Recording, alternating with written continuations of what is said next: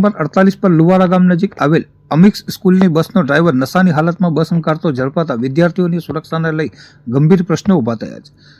મળતી માહિતી મુજબ સ્કૂલ બસ વિદ્યાર્થીઓને અંકલેશ્વર ખાતે ઉતારી પરત સ્કૂલ તરફ ફરી રહી હતી। તે દરમિયાન બસ શંકાસ્પદ અને બેફામ રીતે ચલાવવામાં આવી રહી હોવાની માહિતીના આધારે તપાસ હાથ ધરવામાં આવી હતી। તપાસ દરમિયાન બસનો ડ્રાઈવર દારૂના નશામાં હોવાનું સામે આવતા સી ડિવિઝન પોલીસે તેને ઝડપી પાડી કાયદેસરની કાર્યવાહી શરૂ કરી છે। સદનસીબે ઘટનાના સમયે બસમાં કોઈ વિદ્યાર્થી હાજર ન હોવાથી મોટી દુર્ઘટના ટળી હતી। જોકે વિદ્યાર્થીઓના પરિવહન માટે ઉપયોગમાં લેવાતી બસના ડ્રાઈવરની આવી ગંભીર બેદરકારી સામે આવતા સ્કૂલ સંચાલનની દેખરેખ અને જવાબદારી અંગે અનેક સવાલો ઊભા થયા છે।